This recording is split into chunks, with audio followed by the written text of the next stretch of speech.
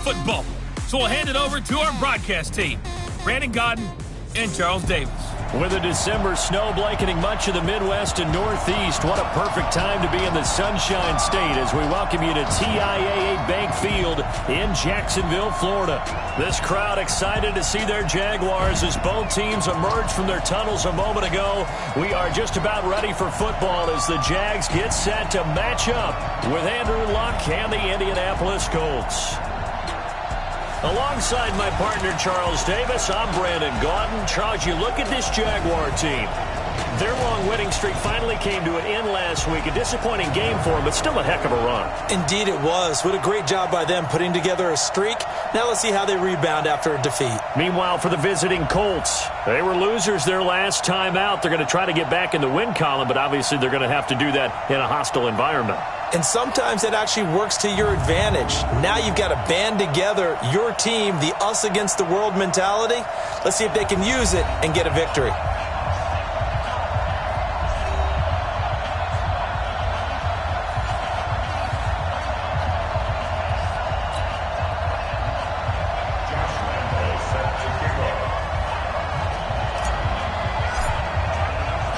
Here we go. The final week of the NFL season. Week 17 is underway.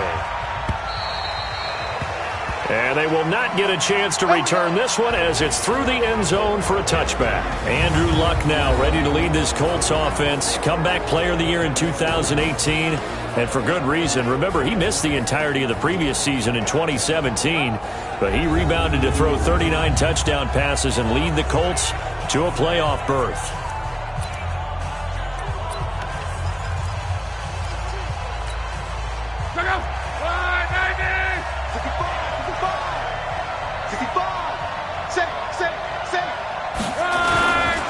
A man who played college football here in the Sunshine State. It's USF's Marlon Mack.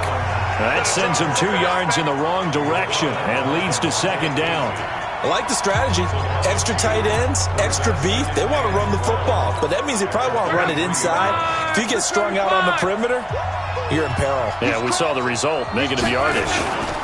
On second down, here's a run with Mack. Try to find a lane, but instead he'll get back to the line of scrimmage and no more. Maybe a gain of a yard that time, but yeah, from the spot, actually no gain. So third and long.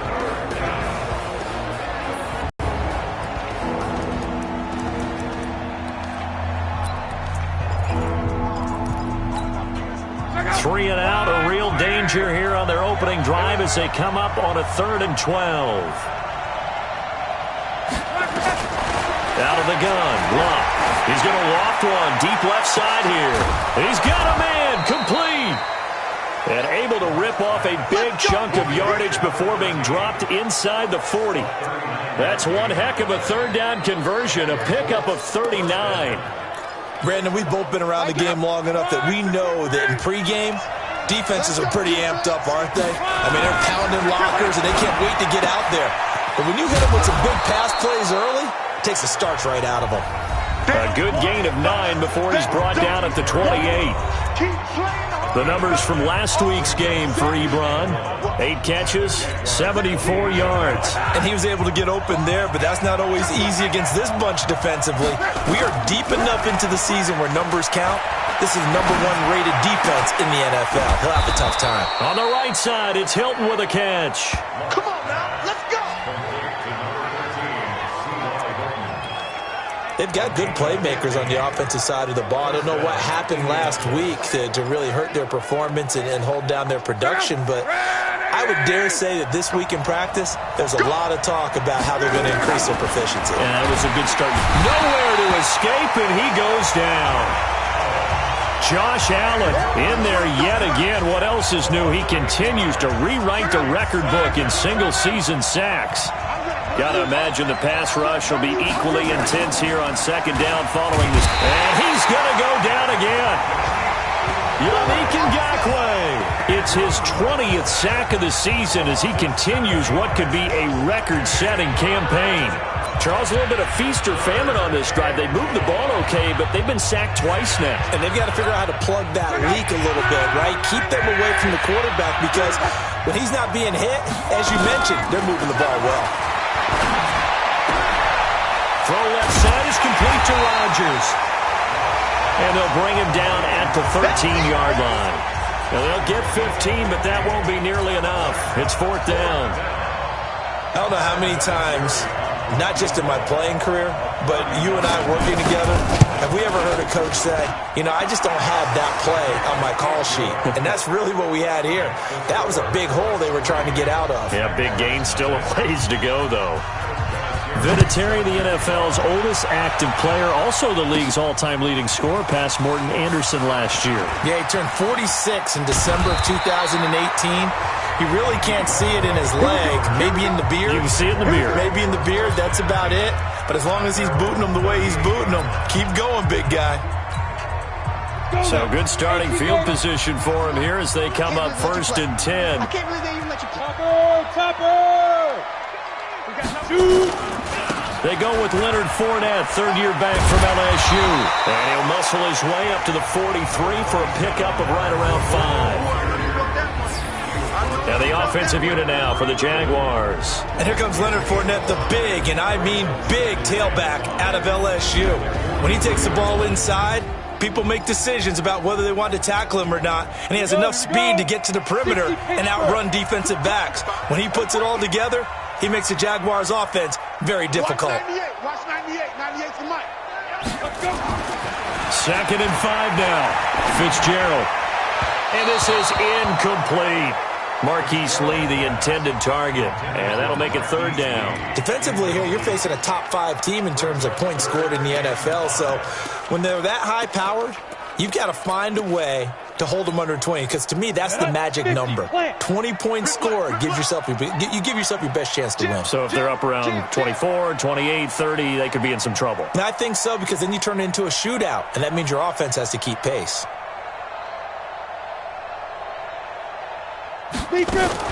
Now a fake on the give here as they try the run-pass option. And now another one thrown incomplete. So the defense able to get off the field here on 3rd down. And it's one of the goals of the game. They've got to be effective on passing downs. It's one of the few things defenses chart. How did we do on 3rd down? That's a nice start for them in this one. And that one hits a little too close to the goal line, and it continues into the end zone for a touchback. As the Colts offense makes their way out, we take a look at the playoff picture in the AFC. And it's all come down to this, hasn't it? Final week of the regular season. As this year's playoffs play out anything like the regular season has gone, could be in for a wild and fun month of January. And we can break the rules because we can look ahead. All right, there's not a coach out there that's ever said to their team, all right, let's look three weeks down the road. It's always right here, right now. Forget that. Think about what the playoffs are going to look like. The teams that we see that are already in, the teams that are trying to get in, we could have some great matchups. And the Jags get to him as down he goes. Telvin Smith. He's the one to get him, and that is sack number 7 for him on the year. Brandon, if I'm an offensive coordinator and I see an all-out rush like that, I'm filing it away because I'm going to use their aggressiveness against them as this game goes on. I'm going to hit them with a screen soon. Throwing his lob. That's complete to Marlon Mack. And he'll get this up to the 34-yard line. That's good for an Indianapolis first down on a gain of 10. Luck going to bring him up 1st and 10. And he's a perfect 6 for 6 here to start the ball game. A throw by Luck complete to his tight end, Ebron. 7 yards, the pickup on the pitch and catch. I think defensively you're okay with that. Here in the first quarter, he's going to get some catches, but they rallied to him quickly. And that's what you count on, and I like what you just said. First quarter, can you do it all game long? They catch it, you tackle them, they go down on the spot. Because when you're able to do that, and you don't give up big chunks of yardage after the catch, now you put the offense in a position where every series they have to work hard to pick up first downs, and you tend to stall them out when you do that. Throwing on first down, but this one winds up to be incomplete.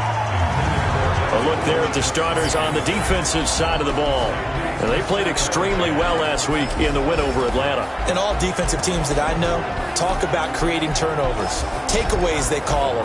And anytime you can get 2 or more in a game, you've had a really, really good performance. They exceeded that number in a big way. So after the incompletion on first, now 2nd and 10. Let's get off the field, D. Let's get off. Luck throwing again. And that is incomplete here. Trying to get that one to his running back, Marlon Mack. And now it's third down. Just his second incompletion so far. He's 8 for 10. I think he'll take 80%. There's no doubt that he will, but if you're the defensive play caller, you better circle what you just dialed up on your play sheet and come back to it because you just caused an incompletion. You need a few more of those.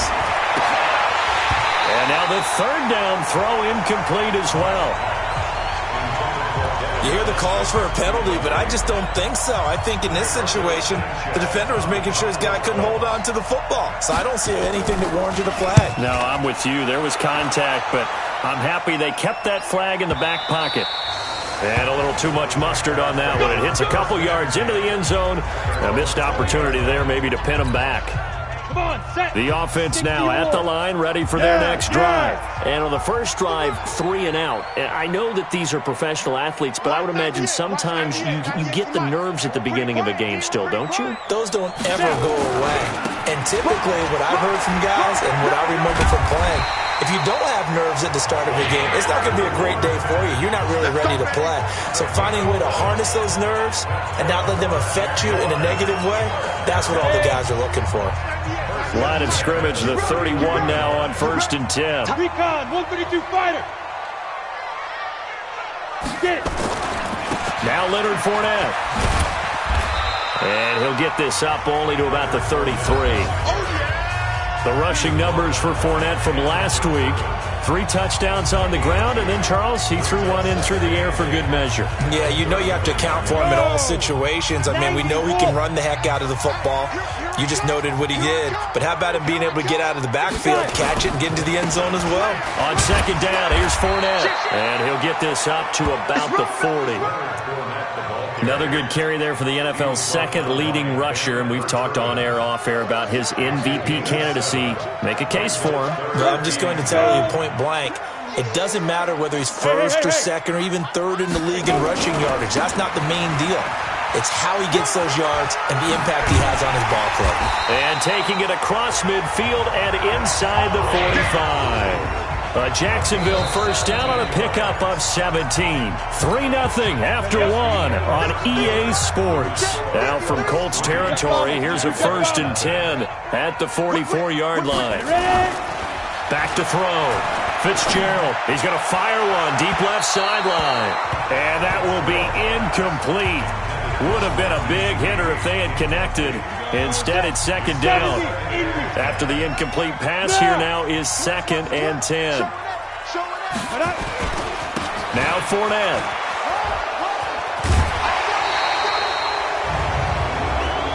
Illegal block in the back. Offense. So a decent game.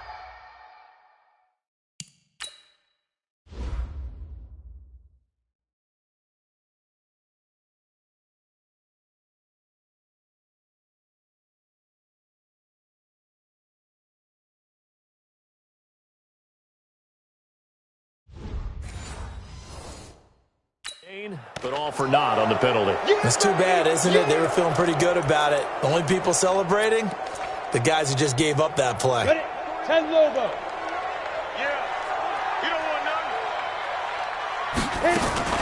Out of the shotgun, it's McCoy. And the big boys up front, they're going to stop him right at the line. Margus Hunt able to take him down. Early down stuff to put this offense in a precarious position. We know that securing the point of attack, especially against the big-bodied guys in the middle of this D, has got to be priority 1. Check 41. Bound to lose one. Like 41. We've got to wedge that. Hey, zoom. That's trash. Throwing on 3rd and long. Fitzgerald. And that will be incomplete. Not sure what happened out there, but it looked like the timing was a little off on that throw. Well, you know I'm a defender, so what am I going to say?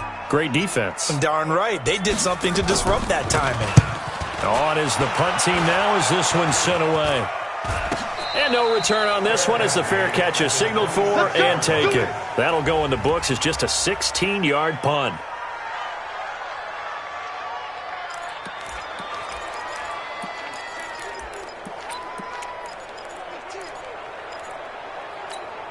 Pick up. The Colts come to the line ready to start their next drive as we grind toward the end of the season here, and they haven't had the season that they had hoped. So let me ask you to play GM. Where might they look to make some changes?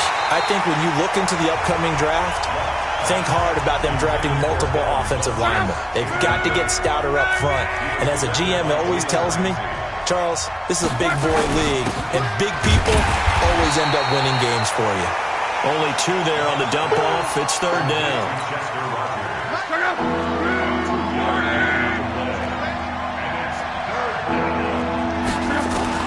Throwing on third down. Luck.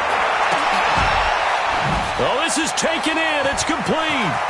The 20, 10, touchdown, Indianapolis. T.Y. Hilton with touchdown number 8 on the year. And the Colts, they add on to their advantage.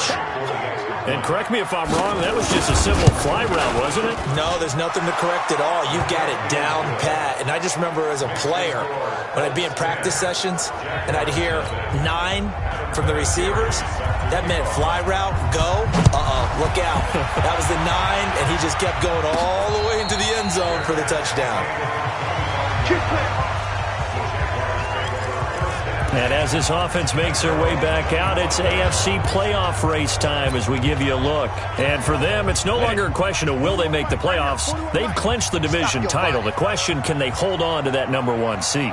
And this is where the mental fortitude comes to play, doesn't it? Because now you're not just the coach talking about it, it's team talking about it to each other, supporting each other, carrying each other along, because having that number 1 seed means everything in the NFL. It does. So even though the division title's clinched, shouldn't take the foot off the gas. No, not at all. Play it all the way through, and I think we've seen that in recent years in the NFL. The teams that play and play to win each and every game, they're the ones to deal with in the playoffs. On 1st and 10, Fitzgerald. The Colts are going to get him. Down he goes. Jabal Sheard wreaking the defensive havoc. You've called plenty of games in your career. Do you believe in momentum, my man? I do, and I think we're seeing it right here. Oh, there's no doubt about it. The run that he's been on. How about that? 3 sacks in a game a week ago, and another one right here. Oh, he's feeling it in a big way. Well, they're in some hot water now. After that sack, it's 2nd and 21. Hey, orbit. 41's coming. 41's the mic. Coming to you. Coming to you. Mike. Big grip. Big grip. Looking to throw. Fitzgerald. One that's intercepted.